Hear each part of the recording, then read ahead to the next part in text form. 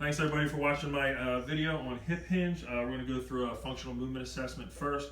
We did this once already, trying to go through fast so the video is not too long so I can get to the exercises. I think I invented a brand new exercise, so stay tuned and be ready for that one. All right, so this is Jesse. Do I have your permission to video this for my online DAT course? Yep. Okay, thank you. First thing we're going to do is we're going to do an active straight leg raise, and we're going to be doing this so we can just check basically pelvic stability, opposite hip control, hamstring flexibility, posterior chain. So you get his motions here. Okay, put your hand there, son. Okay, now go ahead. Left leg, lift it up as high as you can. Go through. Good, excellent. Now we're going to do the other side. We already did this. I'm just doing this for time. He scored a 3 on this easily. Very good control here. Kept his opposite leg down the entire time. Has no problem here with the straight leg raise with either side. Let's go with your right leg, son. All the way up. There you go. He gets past the dow again. Excellent. Okay, any pain with that or anything? Okay, excellent. We can lift this up. Okay, now you're going to turn over. Now we're going to do the push-up. Roll over, please. And your hands are going to be up by your forehead. A little higher than that, please. Okay, we're doing this to check for reflexive pelvic stability as well as scapulothoracic, any issues he may have there. Scapulothoracic stuff's going to be really important because for a lot of the hip hinge movements, you know, we have to have them hold it down, so we got to make sure the shoulder's pain-free and okay here. Okay, remember how to do this? You're going to push up, hold it, make sure you breathe too, like you're breathing out, breathing into a balloon or through a straw. Ready? You can go. Let's try to do 3 if we can. Go. Okay, that's good. Go down. Come back up. Breathe. That's excellent. He's doing pretty good here. He's got a little arch in his back, but it's much better than it was once he's practiced it. We did some breathing. Excellent. All right, perfect. Thank you. Now, okay, that one's done. The next thing we're going to do is the rotation one. This one's a little difficult. Get up here all fours. This is going to be your legs are going to knees connect here, hands here. He did struggle with this a little bit. So remember, it's going to be start with the right, left, yeah. Right, and then try left, if we can do right. Go ahead with the right. Okay, he's definitely having some trouble here. We tried this before. He has to definitely compensate. He would score, I'm pretty sure, a 1 on this. Now try your other side. So, if you can, no problems, no worries. So he definitely has some rotational issue here. Rotational stability has a problem. The reason I'm doing this, and I also did the push-up, is the push-up was also scapular issues as well, and this is more or less rotational. Okay, now do opposite, right leg, left leg, or right arm, left arm. Remember, bringing your hip back. Go ahead, just do 1 on each side. So he's pretty stable here. He can do this side pretty good because he has a bigger base of support. So a little work he needs there, but with the ipsilateral sides going. All right, excellent. Okay, thank you. Okay, stand up. Next we're going to do the shoulder mobility. So give me your hand out here, please. This is, again, we're going to check. It's about 7.5 inches from there. Turn around so they can see. You're going to do whichever arm you want to go up first. Doesn't matter. A fist. Make a fist with both of them. Come down, across as much as you can. Now we measure you 7.5. Oh, so there, 5 inches, so he's good there. Switch to the other side, please, son. Any pain with that or anything? Okay, no pain. He's pretty good there, almost 5 again, so he would score a 3 on that, definitely. All right, awesome. Next thing we're going to do is you can turn to the side. You face me. Hold this up. We're going to do a deep squat. Hold that up for me, above your head. We're going to now come. I want this to be a little bit there. Okay, that's good. Now do it. Feet facing forward as much as you can. Shoulder. Now go do a deep squat. Hold it for a second and go. Definitely gets that little arch in the back there. Definitely has an issue there with the back. Come back up. Do it one more time. Okay, usually we do these 3 if we have to. Other side. Okay. Now turn and face the camera, son. Make sure your feet are shoulders width apart again. Go straight down. Okay. These look pretty good. Might go out a little bit, that left one. Straight down, but they seem to stay with the toes. That's pretty good there, but the left foot definitely shows to go out in the pronation. Okay, I would grade that as a 2. He was able to do it, but with compensations. After the deep squat, we're doing a deep squat. We're checking hip flexion, knee flexion, dorsiflexion, and stability. Last one isn't SFM, it's SFMS screen. You're gonna put your feet together and you're gonna just bend down, touch your toes. We're just checking for hip flexion and multi-segmental flexion here at the spine and at the hip. Go all the way down, come back up. Okay, he does that really well. I would grade that as a 3. So the reason we do these movement screen is, we're assuming this patient has a hip hinge problem, and we want to teach him a hip hinge, but we can't teach him a hip hinge if he's having injuries or pain doing any of these. We have to correct that pain if there's an issue, because maybe he can even do the hip hinge and learn with pain, but then he would learn an abnormal movement pattern, have compensations, predispose himself to injury. The movement might not be as efficient. So he tested out pretty good here, and definitely work on some rotation or some rotational balance and some core stability he can work on. Now, first thing we're going to do with the hip hinge, son, is we're going to have to get on all fours, face that way, so the camera can see you from the side. So you're going to get on all fours. We're going to go 90-90 here, okay? And what you're going to do is you're just going to go straight back, and then come forward.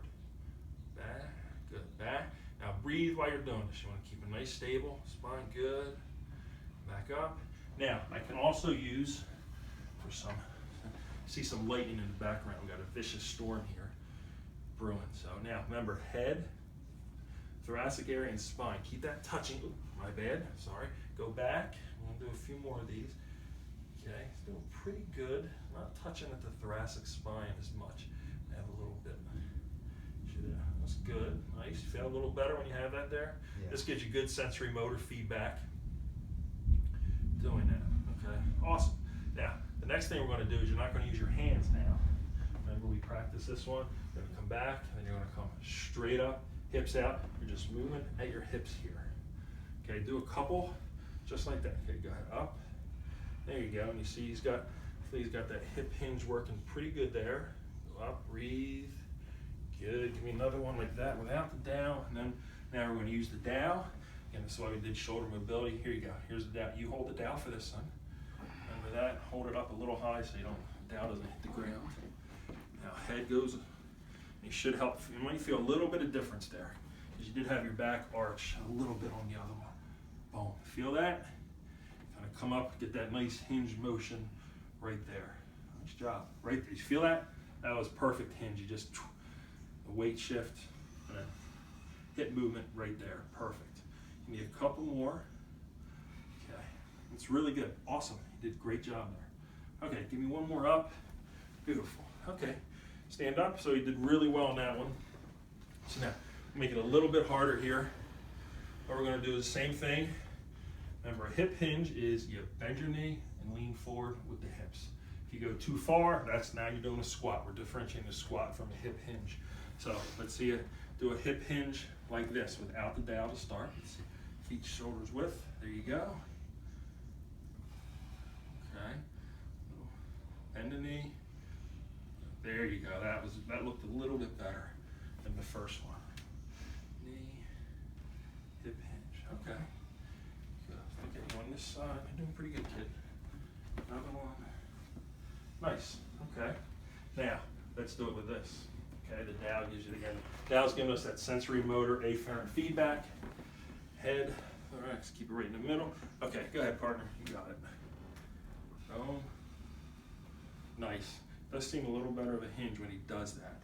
Sensory motor feedback.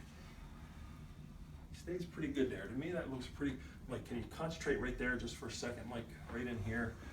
Just give me a couple more there, partner. That looks pretty good. Okay. All right, perfect. Thanks, partner. Appreciate that. Now, make that one a little bit harder. We're going to do the same thing. Now you're just going to stand on this and do it, okay?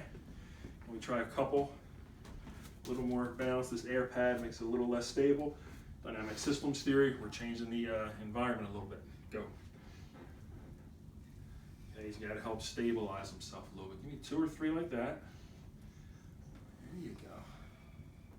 Good. Now, let's do it with the dowel. See if the dowel helps you. Grab it any way you want. It's fine. Make sure the 3 parts are touching. Your thoracic area, your head, and your lobe, and your sacrum. Nice. Good, son. Definitely, it's providing that nice sensory motor feedback. It always does look a little better when he's doing it that way. back up. Now try it again without it. See if it maybe looks a little better now that he was used to using that. Okay, nice. Give me one more. I like that. Good job, kid. Okay. All right, now, a couple more things to do, and here's the exercise that I'm inventing here that I'm trying to be a little humorous here, add a little fun. I call this the Elmer Fudd. Back when I was younger, the Bugs Bunny cartoon, Elmer Fudd was always hunting them. So if you're watching this, you gotta Google Elmer Fudd hunting rabbits. What he does is, I think he does almost a perfect hip hinge. The one I saw and the one that will pop up for you is it might be a little too much knee flexion and getting into the squat motion, but what he does is he comes like this and he's sneaking around and it looks like a perfect hip hinge. Boom, just like this. So I'm gonna have him do that in preparation for some other exercises we're gonna do. We'll try to do, I guess, the Elmer Fudd we're gonna call it. Step, boom, there you go. Step, you're sneaking around, you're sneaking out of the house so me and Mom don't see you. You and Mike, you're sneaking out. There you go. That seems to me like it's perfect hip hinge. He was stable before doing it, and now we're changing it around a little bit, how to move. Okay, come on back. Try just coming back this way real quick, and this is preparation for a couple other things. So Google Elmer Fudd, I'm hunting rabbits, and you'll see he's sneaking around hunting for Bugs Bunny, and he kind of does it just like that. Might have a little too much knee flexion in the cartoon though. Okay, awesome, kid. Thank you. Now, next thing we're going to do, almost done here, we're going to make the progressions a little bit harder here. Now what you're going to do is you can start with the right or left leg.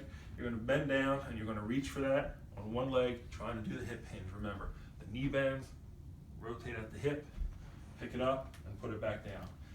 Give me a couple on each side, okay? Do like 3 on each side if you can, okay? Good.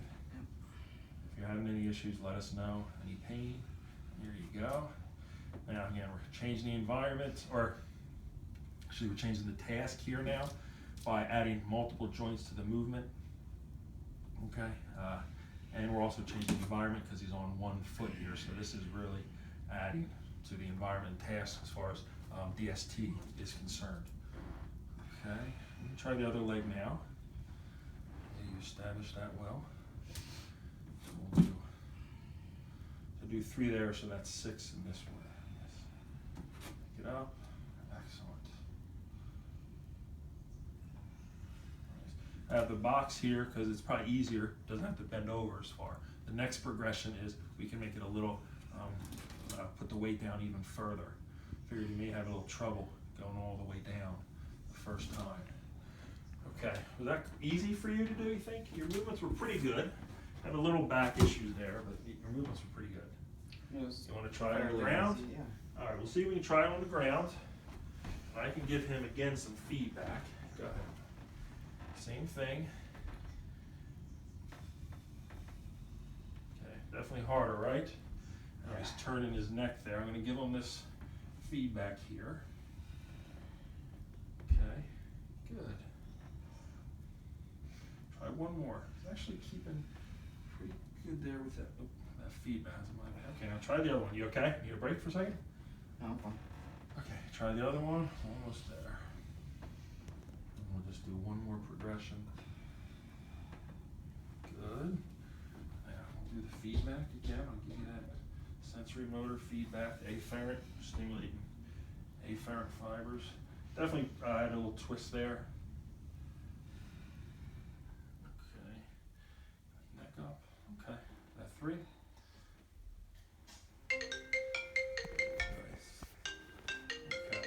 Alright, no problems, don't worry about that.